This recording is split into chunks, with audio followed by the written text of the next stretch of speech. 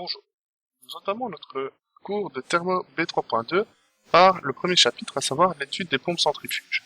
Alors, cette première vidéo se concentrera sur les rappels élémentaires de mécanique des fluides, et nous aborderons les technologies de pompe et les dimensionnements de pompe plus tard dans d'autres vidéos. Alors, tout ce chapitre sur les pompes vient des ressources pédagogiques développées par Madame Debac, du Conservatoire national des arts et métiers, qui a gentiment laissé son travail en licence Creative Commons, qui permet donc l'utilisation de ce syllabus en classe, sans usage commercial, évidemment. Alors, la première chose que nous allons étudier, c'est les rappels fondamentaux sur la loi de Bernoulli. Alors, pour faire circuler un fluide dans un circuit, on peut soit laisser faire la gravité, ou alors utiliser, et ce qu'on prend beaucoup en industrie, des pompes. Alors, la loi de Bernoulli, qui est la loi de conservation de l'énergie dans la mécanique des fluides, qui dit que la variation de pression plus la variation de hauteur plus la variation d'énergie cinétique est une constante. Et donc, si on adapte cette relation à notre étude de mécanique des fluides, on obtient la formule que vous voyez ici à l'écran.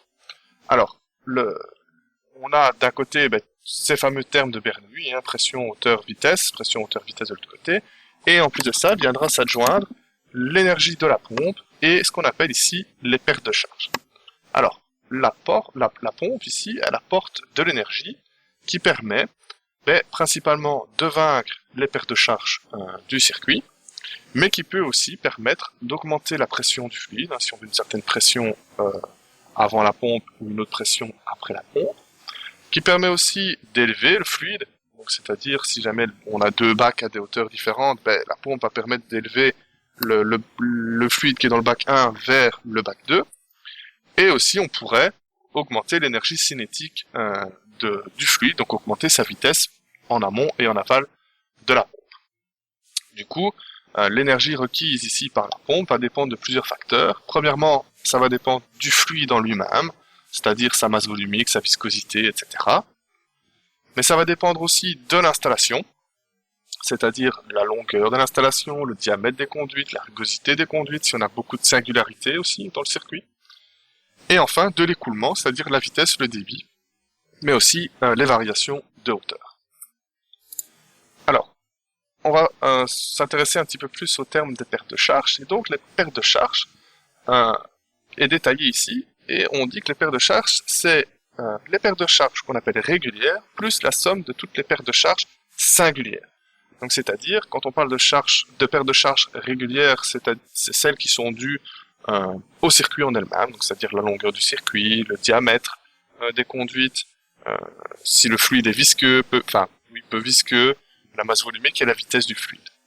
Les pertes de charge singulières, comme le nom l'indique, elles sont dues aux singularités dans le circuit, c'est-à-dire les coudes, les vannes, les rétrécissements, etc., et sont symbolisées par des facteurs qu'on appelle facteurs K.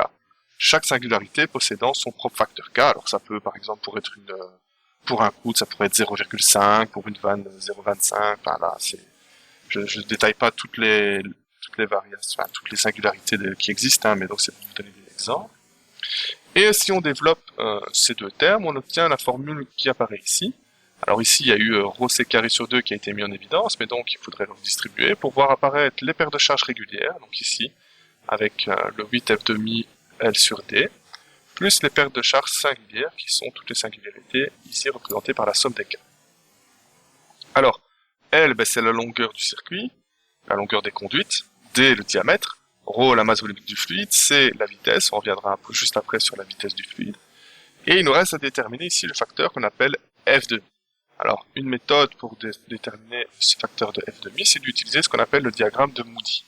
Alors, si ça vous intéresse, vous pouvez aller chercher un peu plus loin, et il y a des formules précises qui permettent de déterminer le F demi, ou le F, en fonction du régime dans lequel on se trouve, mais c'est des formules qui sont assez compliquées. Si ça vous intéresse, je vous renverrai vers ces formules.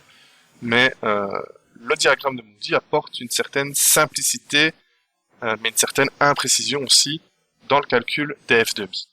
Alors, pour calculer F demi, on a besoin donc du diagramme ici de Moody, et donc la lecture de ce diagramme se fait comment? Eh bien, il faut repérer le faisceau de courbe, la courbe dans le faisceau ici sur lequel on va travailler, et calculer le nombre de Reynolds pour déterminer où est-ce qu'on se situe dans l'écoulement.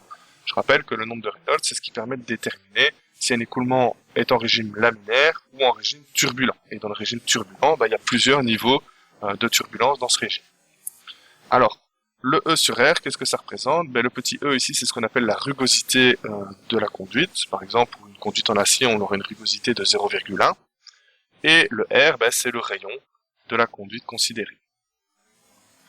Alors, le premier nombre qu'on va calculer, c'est le nombre de Reynolds, ici, qui est égal à ρc fois d sur mu. Alors, je ne reviens pas sur la démonstration, voilà. Avec C, la vitesse du fluide, ρ, la masse volumique, d, le diamètre de la conduite, et mu, la viscosité. Et pour calculer la vitesse, comment est-ce qu'on va procéder? On va prendre le débit, QV ici, le débit qui s'exprime donc en mètres cubes par seconde, et on va diviser ça par la section du tuyau de la conduite, pi d carré sur 4. Alors, pourquoi le 4 est au numérateur? Simplement parce que pi d carré sur 4, le 4 repasse au numérateur. Donc si QV est bien en mètres cubes par seconde, et ceci est bien en mètres carrés, on obtient donc bien des mètres par seconde pour une vitesse, c'est parfait. Une fois qu'on a trouvé le nombre de Reynolds, et donc où est-ce qu'on se situe dans les lignes ici verticales, on va calculer le rapport E sur R. Alors si on fait ce rapport E sur R, et qu'on a par exemple un rapport qui est donné pour 0,05, ici, eh bien ça veut dire qu'on va se situer sur la courbe qui est ici à 0,005. Et ensuite, il faut prendre l'intersection entre cette courbe-là et le nombre de Reynolds qu'on a déterminé juste avant. Alors, si on avait trouvé par exemple un nombre de Reynolds de 1 fois 10 exposant 7, eh bien on aurait pris la verticale ici, et on aurait cherché le croisement avec la courbe à 0,005, c'est-à-dire le point qui est là. Et ensuite, avec une latte, parce qu'ici à l'écran c'est pas évident, mais on aurait été chercher du coup le nombre f demi correspondant à cette intersection. Alors on voit ici qu'on est un tout petit peu au-dessus de 0,003, donc quelque chose autour de 0,0031 pour le terme f demi, qu'il faut donc réinjecter après ici dans le calcul des pertes de charge. On fera un exercice là-dessus, bien sûr, pour bien fixer les idées.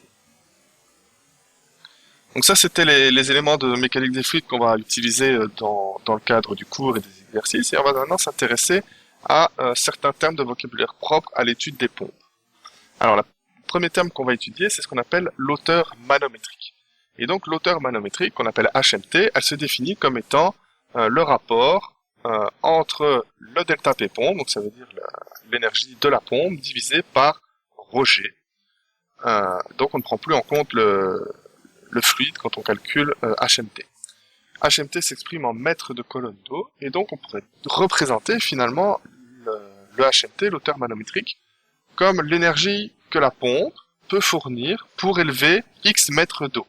C'est-à-dire, en faisant abstraction de perte de charge, des pressions et des hauteurs, etc., juste de dire que la pompe, elle est capable d'élever l'eau de 13 mètres, par exemple. C'est ça que représente la hauteur manométrique.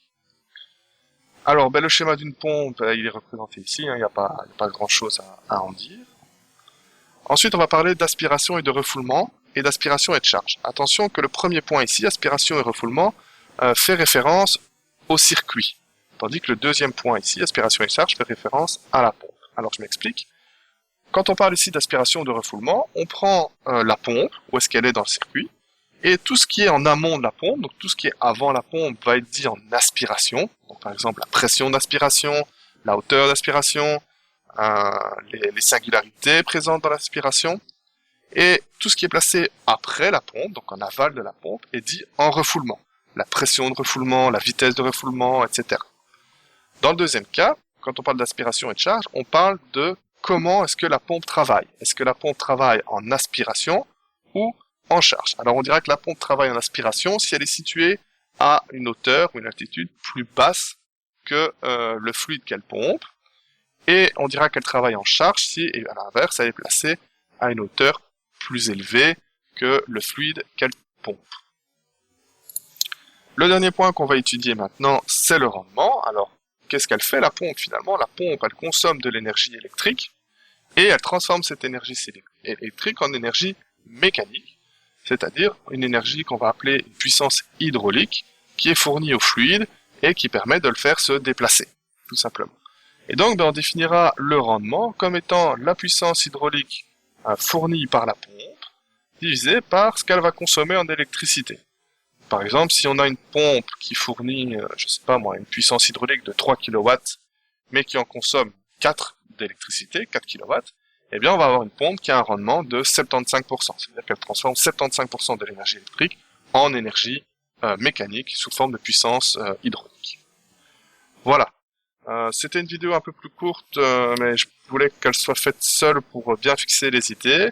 Dans les prochaines vidéos, on étudiera les technologies de pompe, donc c'est-à-dire les types de pompes qui existent. On commencera par les pompes volumétriques. On verra qu'il existe différents types de pompes volumétriques. Les pompes centrifuges par la suite. On verra aussi les courbes qui caractérisent les pompes centrifuges. Et ensuite, on fera des exercices et ensuite on passera à la suite du cours. Voilà, je vous remercie pour votre écoute et à bientôt.